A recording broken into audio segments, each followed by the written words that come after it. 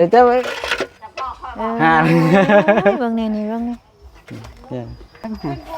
อันนี้ก็ต้มได้บ่นี่ ก็ต้มอยู่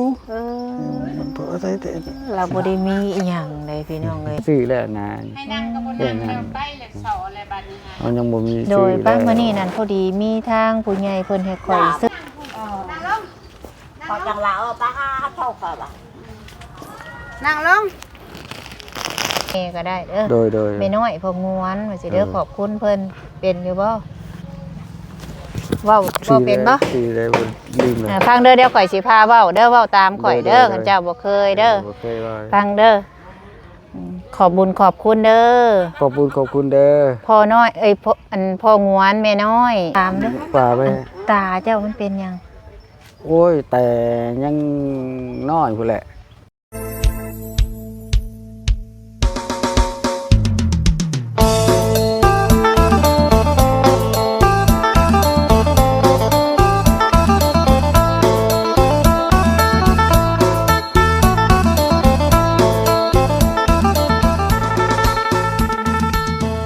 สบายดีพี่น้อง FC เบิดสุคนเนาะพ่อกันคือเก่าคือเดิมเด้อกับซ่องสาวบุญมาบ้านเฮา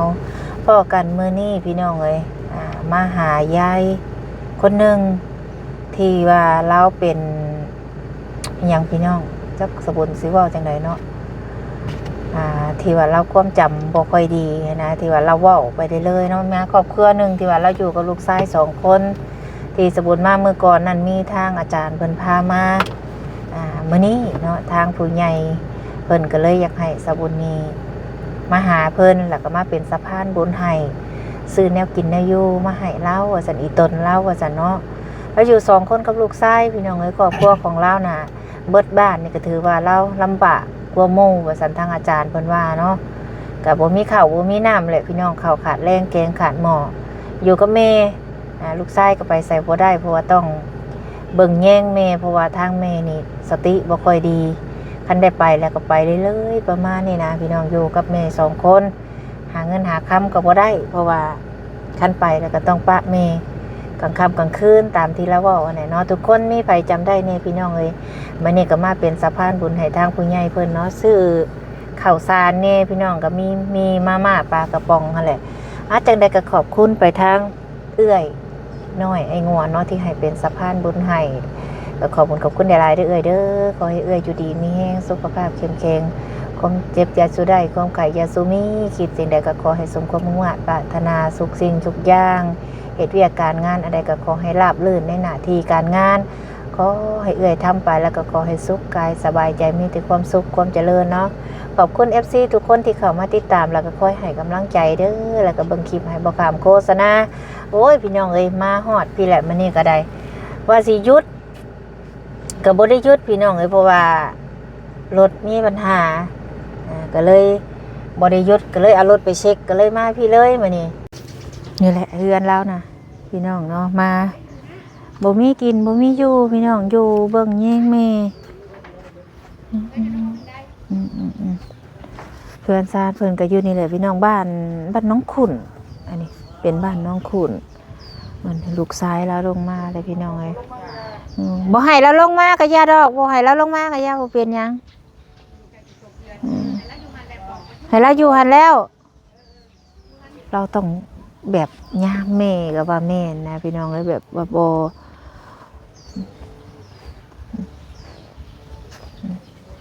ลงมาเลยทุกคนเนาะ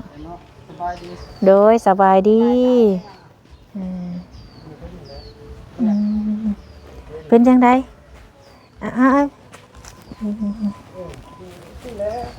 เจ้าก็บ่ได้ไปไส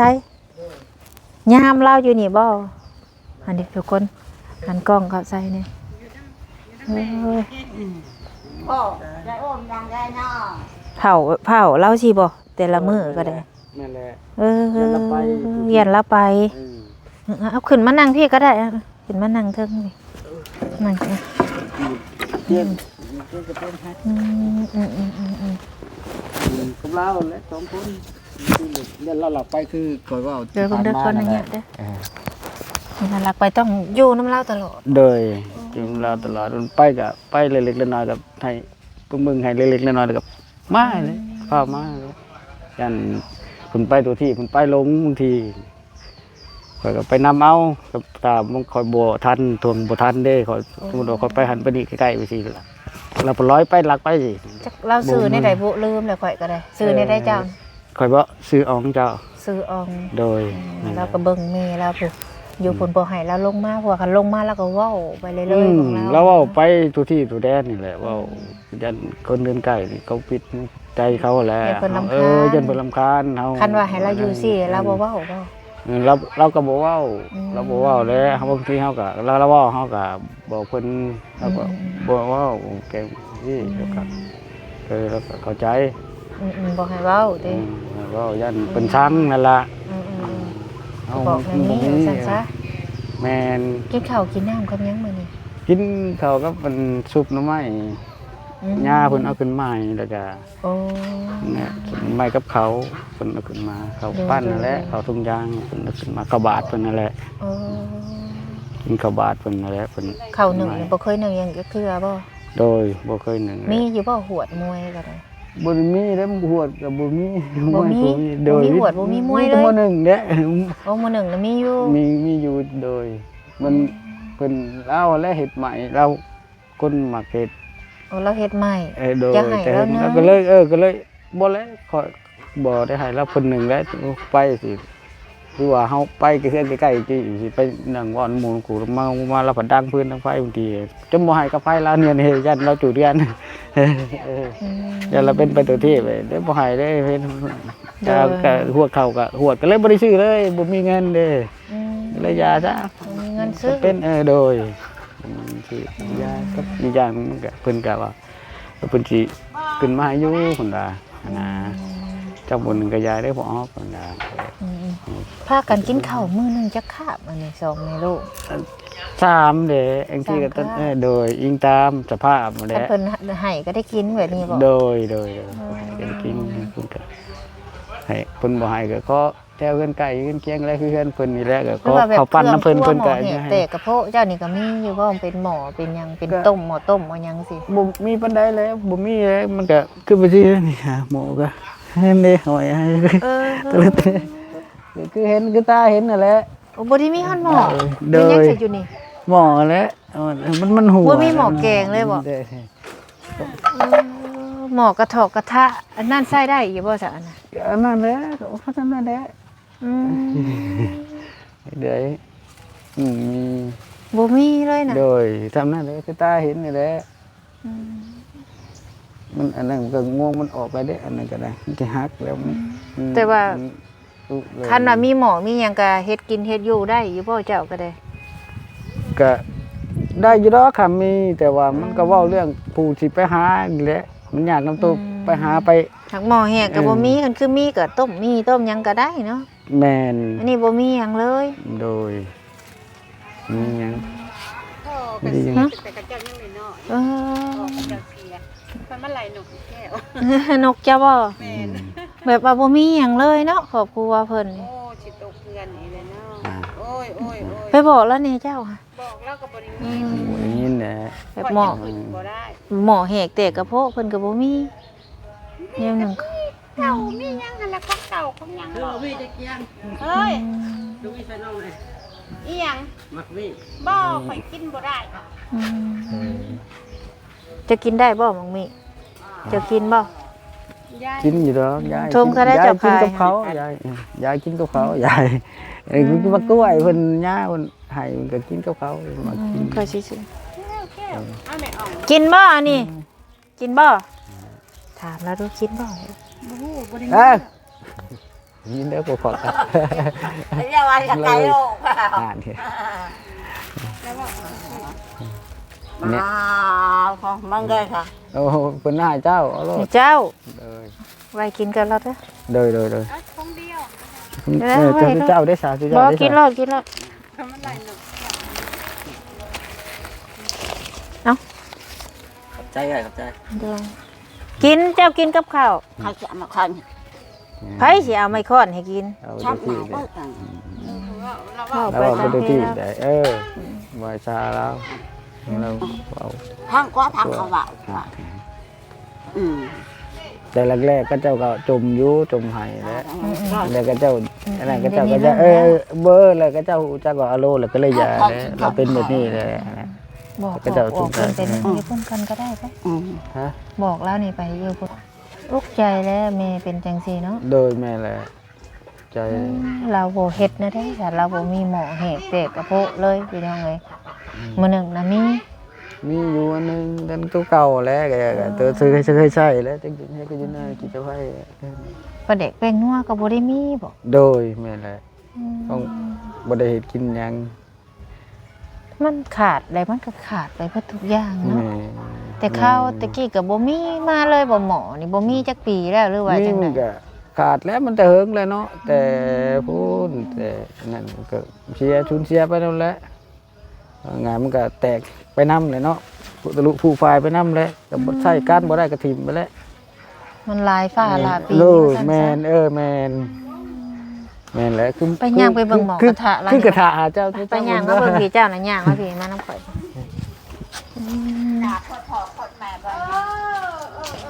เอ้ย เนี่ยหมดหนึ่ง เอ้ เดี๋ยวยนี่ น่ะจับให้เบิ่ง เดี๋ยวเจ้าไว้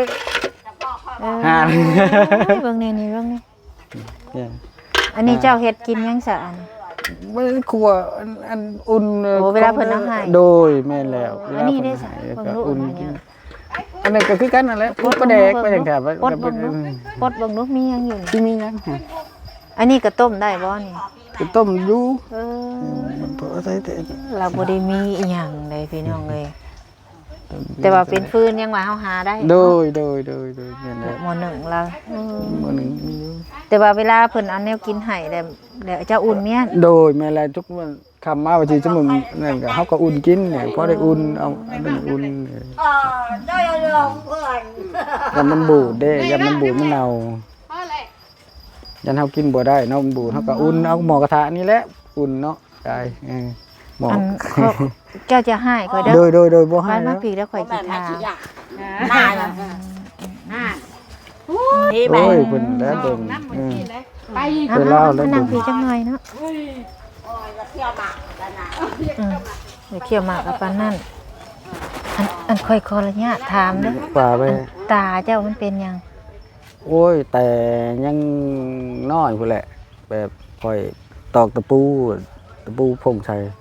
ก็ เดี๋ยวเป็นในนี่เด้อบ่เห็นหุ่งบ่ โดยเป็นอันนี้เลย โอ้ตาเจ้าข้างนี่น่ะบ่เห็นหุ่ง โดย เห็นหุ่งข้างเดียว โดย อ๋อ แม่นแหละเพราะว่ามันถึงตะปูได้ เสียบแต่บ่เสียบบ่ ก็บ่เสียบถ้าไปห้องหมอได้เฮามีเงินก็อาจสิเซาเนี่ย มันเป็นเนี่ยได้ปัจจุบันนี่มั่วบ่หรือว่าบ่เห็น บ่เห็น เล หยั ย งเลยแหละ เออ แต่เป็นใหม่มันก็ แบบเว้า มัวแหละคันเฮา เว้าแบบภาษาบ้านเฮาก็ตาบอดข้างหนึงนะ โดย มาเบิ่งเมพัด อ่า เขาเอิ้นว่าจังไดเมนี่แบบว่า จังแลบ่จักเนี่ยสิ เรานี่จักแม่สิเอิ้นโลกอีหยังพี่น้องเมแล้วนี่นะแบบว่า อืม แบบว่า โอ้จักแล แต่กี้เราก็บ่ได้เป็นนะทุกคนเนาะ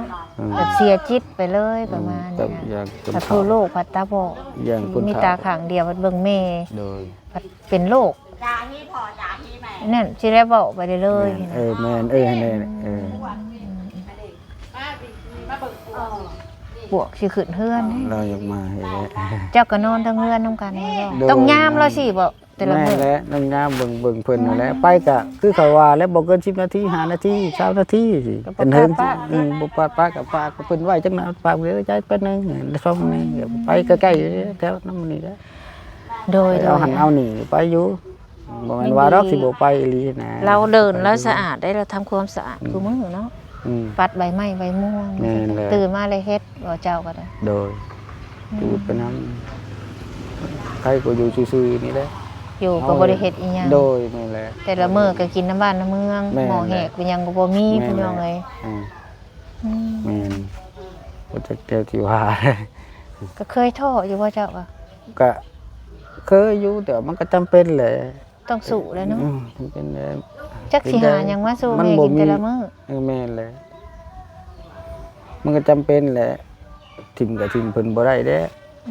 ไปบ่ได้สิได้แม่ อืม เพิ่นนั่นแหละ เจ้าคนละเนี่ยทานเจ้าบ่ได้สูบยาบ่ ก็สูบอยู่สูบแต่ยาสูบเฮาแล้วแหละก็มีก็สูบขอน้ำมูกสูบเลยก็ออกได้แล้วก็จะได้ไปก็ยาก็ได้ไปก็ได้ไปสูบอยู่ตะกี้นะแต่ตะกี้น่ะก็สูบอยู่ เหล้านี่ก็กินอยู่บ่ บ่ได้กินจะเอาเงินมาใช้เด้ซื้อ แต่ที่ซื้อมาสู่แม่กินก็บ่มี โดยแม่นแหละแม้แต่ซื้อปลูกผีเป็กนัวจำนั่นก็ยังบ่มีปัญญาซื้อแล้วนะ ให้นั่งก็บ่นั่งไปเลยเสาอะไรบัดนี้ฮะ มันยังบ่มี โด ซื้อย ป้ามื้อนี้นั่นพอดีมีทางผู้ใหญ่เพิ่นให้ข่อยซื้อแนวกินมาให้เจ้านี่มีไปย่างไปเอาอยู่รถไปเดี๋ยวฝากแม่เฒ่านี่เด้อเบิ่งไปย่างมาเอาพี่เบ้า มา กระบะเบ้าน่ะสิได้เนาะมีผู้ใหญ่ใจดีเพิ่นเห็นข่อยมาถ่ายนั่นแต่เพิ่นอีตนบัดนี้เพิ่นก็เลยให้ข่อยซื้ออัน โดย ย่างมาเอาทั้งนี้บ่ล่ะนี่นะเดี๋ยวไปเอา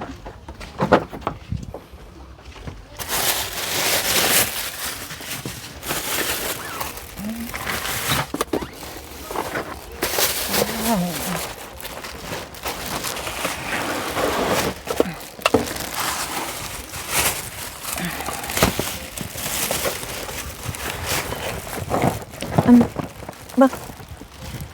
ไปเอาข้างนั่นก็พอข้างซ้าย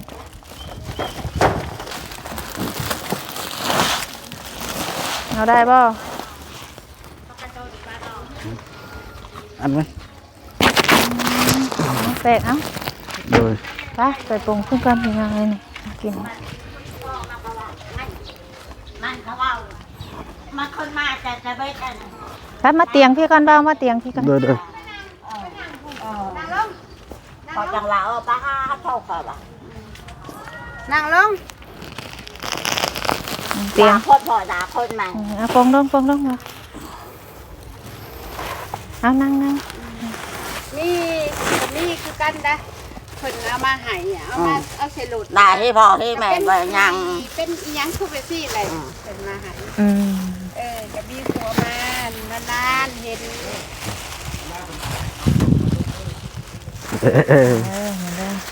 ขอบคุณสมมติสมใจสมแล้วหนู หยิบเป็น ลังเสือคอยนานเก่าเรื่องเป็นของใจฮีตู่ ปลากระป๋องไข่พี่น้องเอ้ย โดย ไข่เตะหนึ่งกับมีแก๊สหนึ่งกับข้าวสาร20โล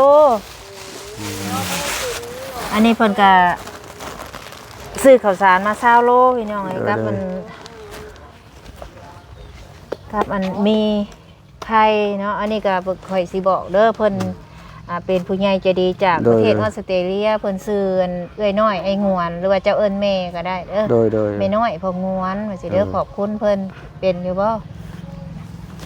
เว้าเป็นบ่ สิได้บ่ลืมเลย ฟังเด้อเดี๋ยวข่อยสิพาเว้าเด้อเว้าตามข่อยเด้อคันเจ้าบ่เคยเด้อ บ่เคยว่า ฟังเด้อขอบบุญขอบคุณเด้อ ขอบคุณเด้อ พ่อน้อยพ่องวนแม่น้อย พองอนแม่น้อย ที่ช่วยเหลือครอบครัวของผู้ค้า ที่ช่วยเหลือครอบครัวของผู้ขา ขอให้อยู่ดีมีแฮง ขอให้อยู่ดีมีแฮง ความเจ็บอย่าได้ ความเจ็บอย่าได้ ความไข่อย่ามี ความใครอย่ามี ขอให้อายุมั่นขวัญยืน ขอ เด้ ให้อายุ อ มันคนยืนเด้อ สาธุ สาธุ นี่แหละเพิ่นเห็นข่อยมาหามื้อนั่นแล้วเพิ่นอีต้นเพิ่นว่าเพิ่นก็เลยซื้อไข่มาม่าปลากระป๋องแล้วไว้ให้ต้มกิน โดย อันนี้ข้าวสารอันนี้ไว้บัดเจ้าอยากนึ่งแล้วก็เจ้ามาเจ้านึ่งกิน โดย แต่ผัดบ่มีหัวเนาะ โดยแม่นแล้ว ก็บ่หัวติ๊บข้าวติ๊บหยังแน่เนาะ ติบข้าวกับบ่ดีมีเลย เออ เห็นคือตาเห็นแล้วก็เจ้าคิดว่าจองมันก็เห็นเลยเห็นที่ใส่ถุงยางเนี่ยคือเจ้าเห็นนะเลย ตากระบะเราพี่น้องขาดวัตถุกสิ่งทุกอย่าง อันเอาจังซี่เนาะสั้นแหละไว้ข่อยมามื้อหน้าก่อนซั่นแหละเดี๋ยวข่อยสิเว้าน้ำผู้ใหญ่เพิ่นเดี๋ยวสิซื้อหวดซื้อติ๊บข้าวมาให้ โดย เฮ็ดได้บ่มีเนาะคันว่าสิให้เจ้าผู้ซื้อเองก็จักซื้อใช้มีขายบ่ใกล้ๆ มีเงิน มีขายบ่ นี่ดอกหันนี่ เป็นหวดนั่นบ่ โดยมี หวดเพิ่นขายแพงบ่อยู่นี่ จากแล้วบ่ได้ชื่อจักเถื่อ บ่แพงเนาะหวดเนาะ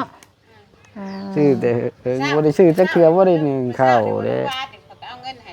20,000 อืม บ่ได้ซื้อกิน ก็ได้เบิ่งแย่งกันเนาะ เอาให้ลูกชายเพิ่นลูกชายก็เอามาให้แม่ซื้อ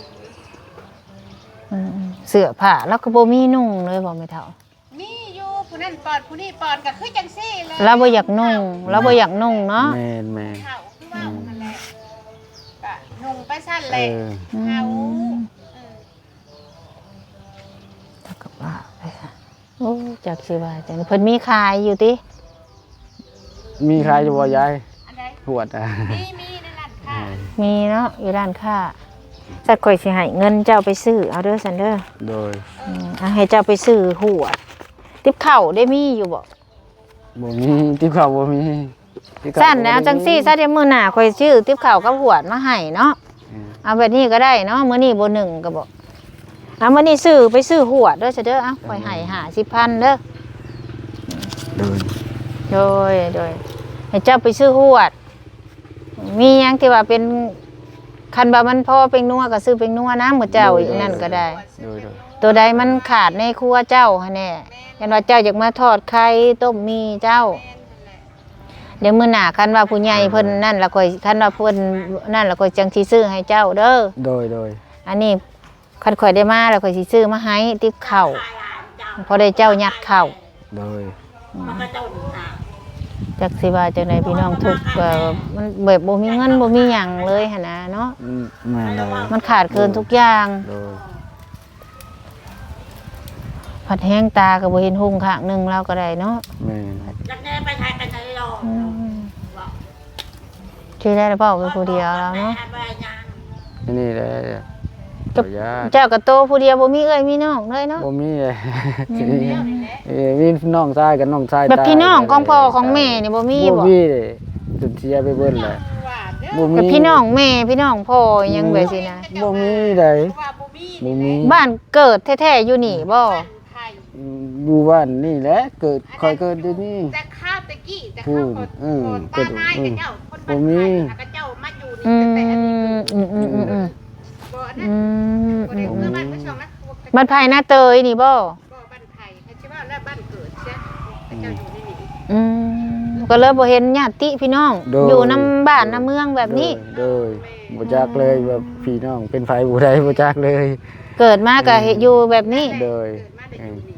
เออ เลิกน้ำบ้านแต่ข้าวทอดตาไม้กับเจ้าคนอยู่ อันบัดดินดอนนั่นนี่เล่านี่ได้สามารถได้ใส่ ตะกี้คุณแล้ว ก็แต่ข้าวผัวเราอยู่สิบ่ แต่พอเฒ่าตะนายผู้แลอุ้มถือมาคือ เกิดมาเลยเห็นอยู่นี่เลย โดยเกิดมาก็เห็นนี่ได้สำนี้เห็นสำนี้ แล้วทำไง น้องเจ้าอันผู้เพิ่นเสียน่ะเพิ่นเป็นหยัง เพิ่นเป็นโรคนี่แหละโรคไข้โรคพยาธิเพิ่นนี่แหละเจ็บโซ่นี่แหละ ใหญ่จำได้แล้วเพิ่นเสียนะ น้อยก็ใหญ่เติบอยู่ประมาณ10 20ปีนี่แหละ เป็นสาวแล้ว โดย เออ บ่มีเงินมีคำไป